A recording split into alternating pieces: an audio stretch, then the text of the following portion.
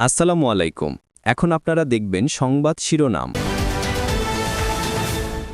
ভোটের আগে পরে ৮ দিন আইন শৃঙ্খলা বাহিনী মাঠে রাখতে চায় ইসি।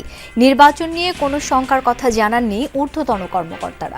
প্ল্যানিং ছিল ৫ দিন, এখন প্রস্তাবনাটা আসছে ৮ দিন। এটা আমরা পরীক্ষা করে দেখব। জগন্নাথ বিশ্ববিদ্যালয় ক্যাম্পাসে ছাত্রদল নেতা জোবায়েদের জানাজা, খুনিরা শনাক্ত, দ্রুত গ্রেপ্তারের ইঙ্গিত পুলিশের। যাদেরকে আমরা শনাক্ত করেছি তাদের কাছ থেকে শুনলে আমরা মিলাতে পারবো আসলে অপরাধী জড়িত আছে কিনা, তখন আমরা অ্যারেস্টে যাব। এখন আমাদের মূল টার্গেট হলো আমার প্রকৃত অপরাধী যারা ছুরি চালাইছে তাদেরকে অ্যারেস্ট করা। আসামি পক্ষের যুক্তি তর্ক উপস্থাপনের কয়েকদিনের মধ্যেই শেখ হাসিনার মামলার রায়ের আশা।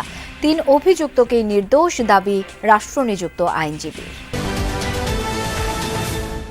দেশের ক্রান্তিকালে চারদিকে অনৈক্যের সুরে হতাশ বিএনপি মহাসচিব, বললেন রাজনীতিবিদ ও আমলাতন্ত্রের কারণেই শিক্ষা ব্যবস্থার নিম্নমান। আসসালামু আলাইকুম। এখন দেখবেন সংবাদ বিস্তারিত। নির্বাচন করার পরিবেশ আছে, এই নিয়ে কোনো শঙ্কা প্রকাশ করেনি আইন শৃঙ্খলা রক্ষাকারী বাহিনী। একথা জানিয়েছেন নির্বাচন কমিশন সচিব আক্তার আহমেদ। আইন শৃঙ্খলা বাহিনীর সাথে বৈঠকে জাতীয় নির্বাচনের আগে পরে ৮ দিন বাহিনীগুলোর সদস্যদের মাঠে রাখার প্রস্তাব দিয়েছে কমিশন। ভোটের দায়িত্বে থাকবে ৯০,০০০ থেকে ১ লাখ সেনা সদস্য, ১.৫ লাখ পুলিশ ও প্রায় ৬ লাখ আনসার। ত্রয়োদশ জাতীয় সংসদ নির্বাচনে আইন শৃঙ্খলা পরিস্থিতিকে চ্যালেঞ্জিং মনে করছে নির্বাচন কমিশন।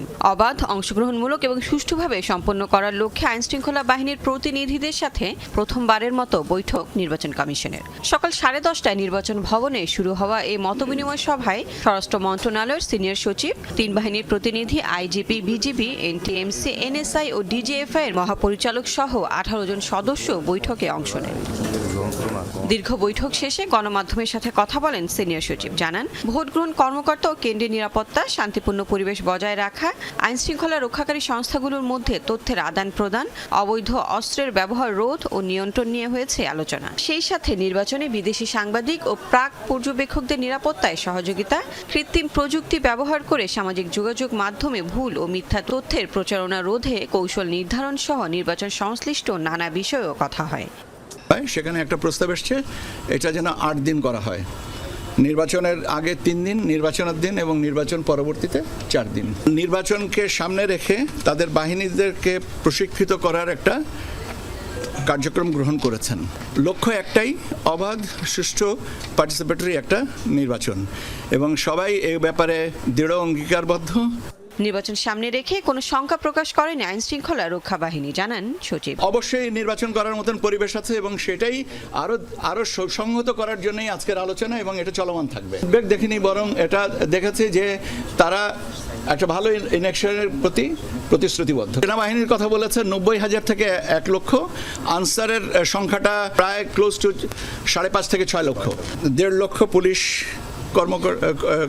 কর্মী এই ইলেকশনে কাজ করবেন। সচিব আরও বলেন, সশস্ত্র বাহিনী সিভিল পাওয়ার হিসেবে আছে। আরপিও চূড়ান্ত হওয়ার পর আইন শৃঙ্খলা রক্ষাকারী বাহিনীর মধ্যে অন্তর্ভুক্ত হবে কিনা তা জানা যাবে। জগন্নাথ বিশ্ববিদ্যালয়ের শিক্ষার্থী ও ছাত্রদল নেতা জোবায়েদ হোসেনের খুনিরা শনাক্ত হয়েছে বলে জানিয়েছেন ডিএমপির লালবাগ ডিসি মল্লিক হাসানুদ্দিন সামি। মঙ্গলবার সকাল 10টার আগেই ভালো খবর দেয়া যাবে বলে আশাবাদ ব্যক্ত করেছেন তিনি। জবি ক্যাম্পাসে জোবায়েদের নামাজে জানাজার পর একথা জানান এই পুলিশ কর্মকর্তা। এর আগে দুপুর 12টার দিকে ময়নাতদন্ত শেষে পরিবারের কাছে হস্তান্তর করা হয় জোবায়েদের মরদেহ। ঢাকা মেডিকেলের মর্গ থেকে মরদেহ নেওয়া হয় জগন্নাথ বিশ্ববিদ্যালয় ক্যাম্পাসে। সেখানে জোবায়েদের জানাজায় অংশ নেন শিক্ষক, শিক্ষার্থী সহ আরও অনেকে। রোববার বিকেলে দুর্বৃত্তদের হামলায় বংশাল থানার মাহুদটুলি এলাকায় নিহত হন জোবায়েদ। এই হত্যাকাণ্ডের ঘটনায় তার ছাত্রীকে আটক করেছে পুলিশ। এদিকে জোবায়েদ হত্যায় জড়িতদের দ্রুত গ্রেপ্তারের দাবি জানিয়েছেন জবির শিক্ষার্থীরা। তা না হলে আন্দোলনে নামার হুঁশিয়ারি দিয়েছেন তারা। সকালে লোকদের সাথে কথা হয়েছে, তারা আমাকে আগামীকাল সকাল 10টা পর্যন্ত সময় দিয়েছেন।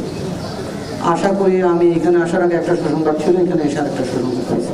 আসামির কাছ থেকে আমরা যখন শুনবো প্রকৃত ঘটনা, তখন আমরা বুঝবো আসলে কে কে আসামি।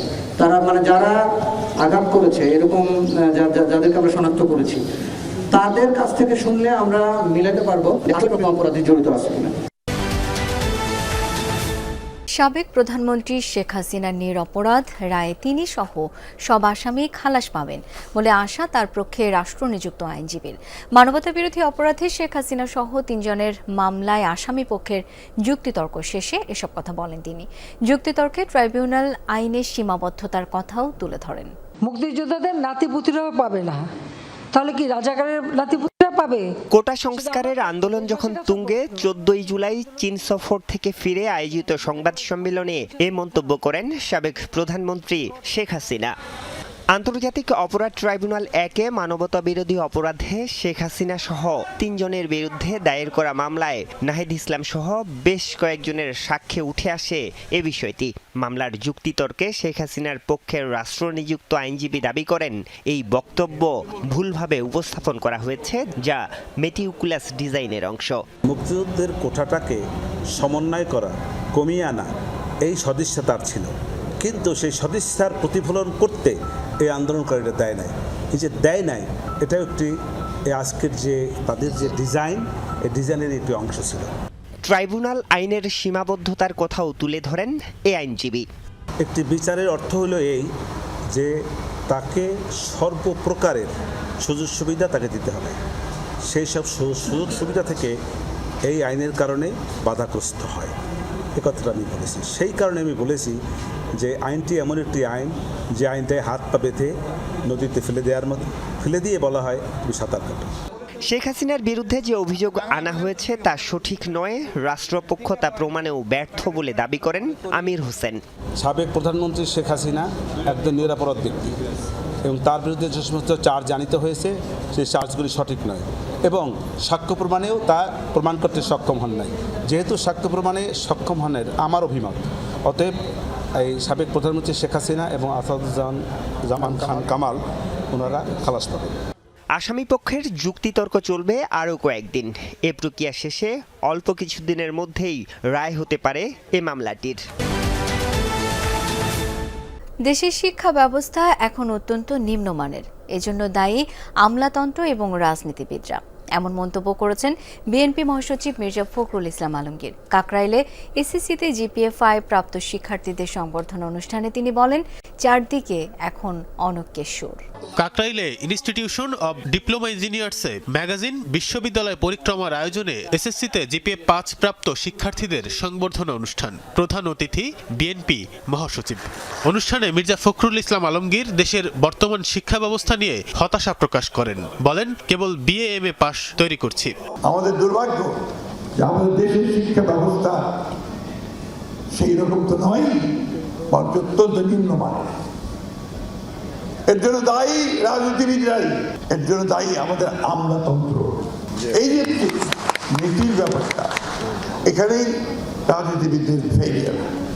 আজকে কারিগরি শিক্ষার ব্যবস্থা নাই, তার কোনো ইনস্টিটিউট নাই, ভোকেশনাল সেন্টারগুলো নাই। আমরা এগুলো তৈরি করি না, আমরা বিএ পাস তৈরি করছি। বিএনপি মহাসচিব বলেন, দেশে একটা ক্রান্তিকাল চলছে, চারদিকে অনৈক্যের সুর দেখে অনেকেই হতাশ।